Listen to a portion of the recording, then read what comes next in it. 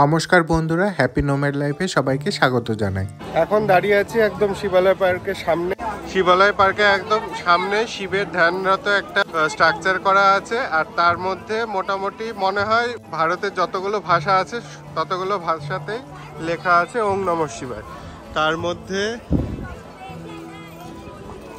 এই যে সাইডে বাংলাতে লেখা আছে ওং নমঃ শিবায়, এমনকি ইংলিশেও লেখা আছে ওং নমঃ শিবায়। এখন জাস্ট এন্ট্রি করব, মনে হচ্ছে এটা একটু চেঞ্জ হলে ভালো হতো।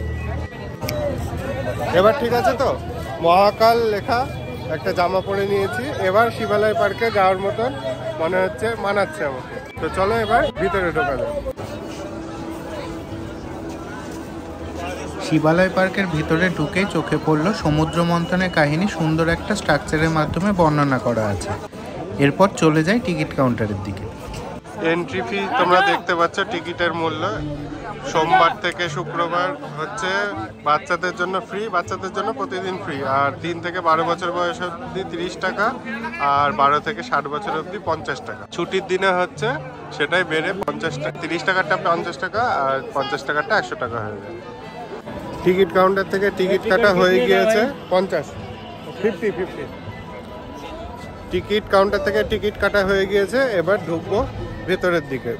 ঢুকেই নন্দী মহারাজের একটা বড় মূর্তি দেখতে পাচ্ছি সামনে। নন্দীদেব হলেন ভগবান শিবের বাহন এবং শিবের বাসস্থান কৈলাসের অভিভাবক দেবতা। মনে করা হয় নন্দী ঋষি শিলদার পুত্র, যিনি ভগবান শিবের কাছে বর পাওয়ার জন্য কঠোর তপস্যা করেন এবং বর হিসাবে অমর সন্তান নন্দীকে তার পুত্র হিসাবে পান।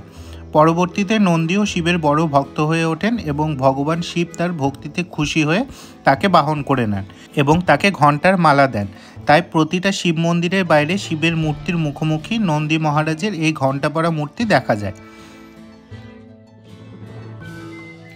এরপর 20 পা হেঁটে এক বিশাল ট্রেক করে চলে আসি কেদারনাথ মন্দিরে।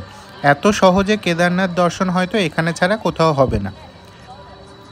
গাড়োয়াল হিমালয় রেঞ্জে উত্তরাখণ্ডের রুদ্রপ্রয়াগে সমুদ্রপৃষ্ঠ থেকে 3500 মিটারেরও বেশি উপরে অবস্থিত এই কেদারনাথ 12 জ্যোতির্লিঙ্গের মধ্যে সর্বোচ্চ এবং পঞ্চকেদার তীর্থস্থানের মধ্যে প্রথম। মনে করা হয় পাণ্ডবরা যুদ্ধের সময় করা পাপে প্রায়শ্চিত্ত করতে এই পঞ্চকেদার মন্দির তৈরি করে। তার মধ্যে এই কেদারনাথ মন্দির 8ম শতাব্দীতে জগৎগুরু আদি শঙ্করাচার্য তৈরি করেন।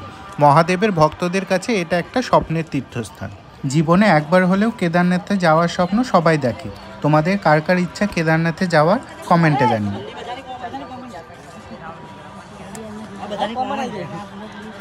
এরপর চলে আসি মধ্যপ্রদেশের উজ্জয়নের মহাকালেশ্বর জ্যোতির্লিঙ্গের সামনে। প্রাচীন এই মন্দিরের বর্ণনা পুরাণ থেকে শুরু করে অনেক সংস্কৃত কাব্যে পাওয়া যায়। এই মন্দিরের মহাকালেশ্বরের মূর্তিটি দক্ষিণমুখী, যেরকমটা তান্ত্রিক শিবনেত্র ট্র্যাডিশনে দেখা যায়। এরকম দক্ষিণমুখী মূর্তি 12টা জ্যোতির্লিঙ্গের মধ্যে শুধু এখানেই দেখা যায়।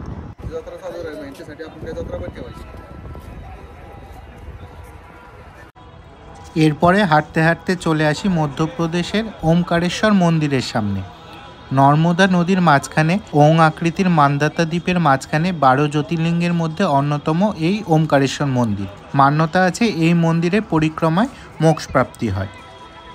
মধ্যপ্রদেশ থেকে এবার এক লাফে চলে আসি উত্তরপ্রদেশের বেনারসের কাশী বিশ্বনাথ মন্দিরে। কাশী বিশ্বনাথের ভগবানের শিবের এই স্বর্ণ মন্দির মোটামুটি সবারই চেনা।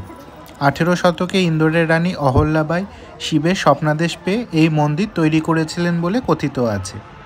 শিব পুরাণ অনুসারে ভগবান শিব ব্রহ্মা বিষ্ণুর মধ্যে একবার তাদের মধ্যে কে বেশি শক্তিশালী তাই নিয়ে প্রতিযোগিতা হয়। শিব এক বিশাল আলোস্তম্ভ বানায় যা 3 লোক ভেদ করে যায় এবং ভগবান ব্রহ্মা বিষ্ণুকে সেই স্তম্ভের শেষ খুঁজতে বলে। তারা কেউ তা পারেনি। বলা হয় এই আলোস্তম্ভ বারাণসীতে পৃথিবীকে ভেদ করে, তাই এই মন্দিরে পরিদর্শন করলে মোক্ষপ্রাপ্তি হয়। উত্তরপ্রদেশ ঘুরতে ঘুরতে হঠাৎ ডান দিকে তাকিয়ে দেখি চলে এসেছি ঝাড়খণ্ডের বৈদ্যনাথ মন্দিরে। ঝাড়খণ্ডের এই বৈদ্যনাথ মন্দির বৈদ্যনাথ ধাম বলে পরিচিত। এটি 12 জ্যোতির্লিঙ্গ মন্দির আর তার সঙ্গে 51 পীঠের মধ্যে অন্যতম একটি মন্দির। তাই শিব আর শক্তির সংমিশ্রণে এই মন্দির ভক্তদের এক বিশেষ ধর্মীয় স্থান হয়ে উঠেছে। মনে করা হয় এই জ্যোতির্লিঙ্গের এক আলাদা রকমই হিলিং পাওয়ার আছে। তাই মান্যতা আছে এই মন্দির পরিদর্শনে দেহের সব রোগ মুক্তি ঘটে। ঝাড়খণ্ড পার করার পরে পিছনের দিকে হাঁটতে হাঁটতে চলে আসি মহারাষ্ট্রের ছত্রপতি সম্ভাজিনগরের ইলোরা গুহার 16 নম্বর গুহায়, যেখানে রয়েছে কৈলাস মন্দির।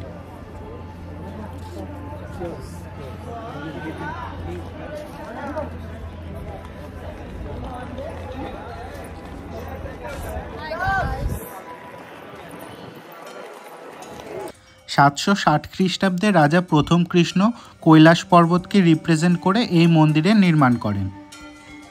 সত্যি বলতে এই মন্দিরটায় আমার যাওয়ার খুব ইচ্ছে, কারণ এর অদ্ভুত ইঞ্জিনিয়ারিং বলো আর আর্কিটেক্টই বলো, সেটা এক কথায় আউট অফ দ্য ওয়ার্ল্ড। কারণ এই মন্দিরটা তৈরি পাহাড় কেটে উপর থেকে নিচের দিকে, মানে চূড়ার থেকে শুরু করে ভিত পর্যন্ত। আজ থেকে কয়েক হাজার বছর আগে কতটা কাজে পারদর্শী হলে পাহাড় কেটে উপর থেকে নিচ পর্যন্ত নিখুঁত কারুকার্য দিয়ে একটা স্থাপত্য বানানো যায়, সেটা এই মন্দির না দেখলে বোঝা যায় না। আর অবাক লাগে যে 7 ওয়ান্ডার্সের মধ্যে এর কোনো স্থান নেই। তোমাদেরও অবাক লাগবে যদি বলি আমি এখন ভারতের মানচিত্রের মধ্যে দিয়ে হেঁটে বেড়াচ্ছি। বিশ্বাস হলো না তো? তাহলে নিজেরাই দেখো। এই শিবালয় পার্কটা বানানো হয়েছে ভারতের মানচিত্রের আদলে, আর তার মাঝে শিব ঠাকুরের এই মন্দিরের প্রতিরূপগুলো বানানো হয়েছে মোটামুটি ভারতের যে স্থানে মন্দিরগুলো অবস্থিত তার সঙ্গে কিছুটা সামঞ্জস্য রেখে। এই শিব মন্দিরগুলো মূলত লোহা দিয়ে তৈরি। ভবিষ্যতে এগুলো কালার হবে কি না জানা নেই, তবে মন্দিরের স্ট্রাকচারগুলো বেশ পারফেক্ট। এরপর চলে আসি অন্ধ্রপ্রদেশের শ্রীশাইলামের শ্রী মল্লিকার্জুনা স্বামী মন্দিরে, যেটা 12 জ্যোতির্লিঙ্গের মধ্যে অন্যতম। এই মন্দির এত প্রাচীন যে সাতবাহন রাজবংশের শিলালিপিতেও এই মন্দিরের উল্লেখ পাওয়া যায়।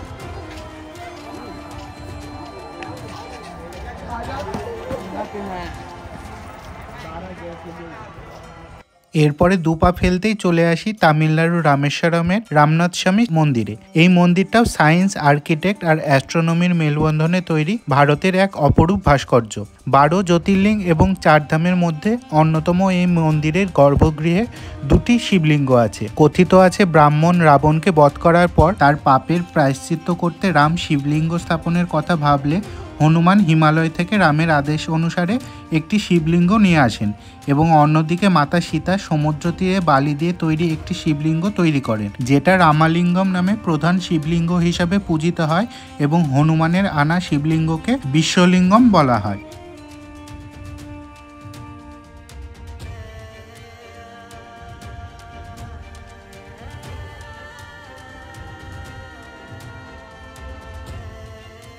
রামেশ্বরম মন্দিরের উল্টো দিকে দেখতে পেলাম ভগবান ব্রহ্মার বিশাল এক মূর্তি। সেটা দেখার পর ভারত ছেড়ে রওনা দিলাম বিদেশে, আর চলে এলাম নেপালের কাঠমান্ডুতে অবস্থিত পশুপতিনাথ মন্দিরে। এই মন্দিরের আকার এবং আকৃতিতে নেপালের শিল্পের নিদর্শন পাওয়া যায়। অনেকের মতে খ্রিস্টপূর্ব 5ম শতাব্দী থেকেই হয়তো এই মন্দির বিরাজ করে।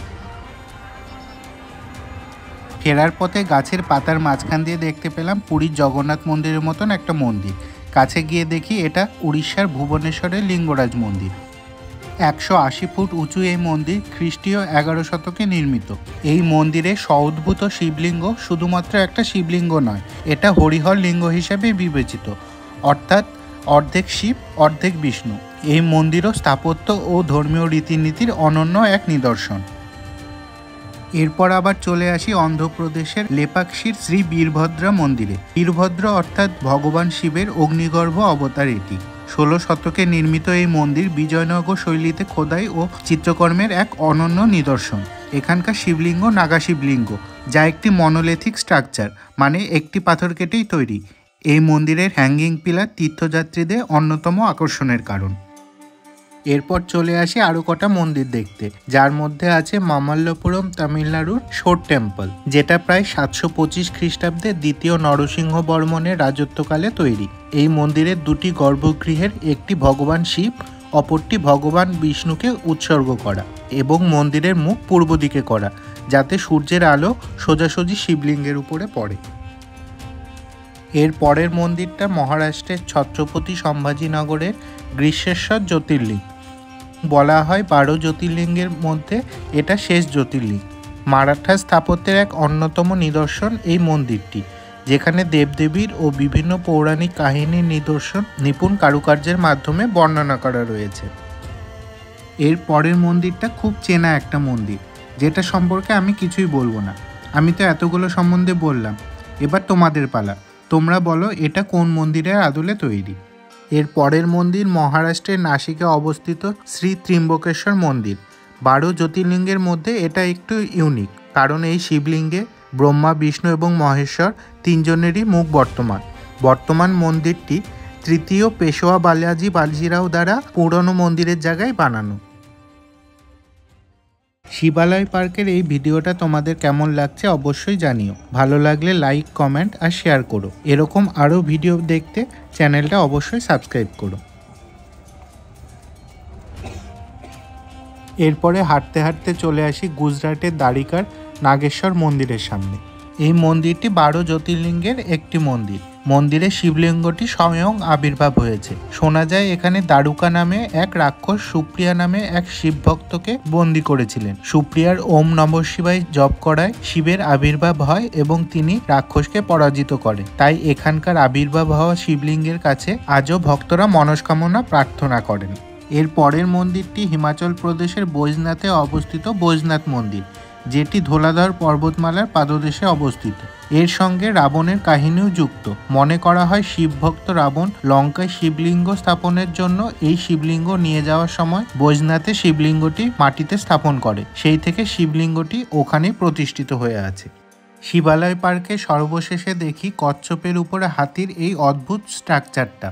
এই কচ্ছপটার নাম আকুপার এবং তার উপরে যে হাতিগুলো আছে তার নাম অষ্টাদিগজ। বিভিন্ন পৌরাণিক গ্রন্থে বর্ণনা করা হয় পৃথিবী হাতির পিঠের উপর রয়েছে এবং হাতিগুলো একটা কচ্ছপের উপর রয়েছে। কচ্ছপ হিন্দু ধর্মের বিশেষ উল্লেখযোগ্য, কারণ ভগবান বিষ্ণুর এটা দ্বিতীয় অবতার। তবে কচ্ছপ, হাতি আর পৃথিবীর এই কাহিনী আমার সঠিক জানা নেই। তোমাদের কারো জানা থাকলে সেটা কমেন্টে অবশ্যই জানিও।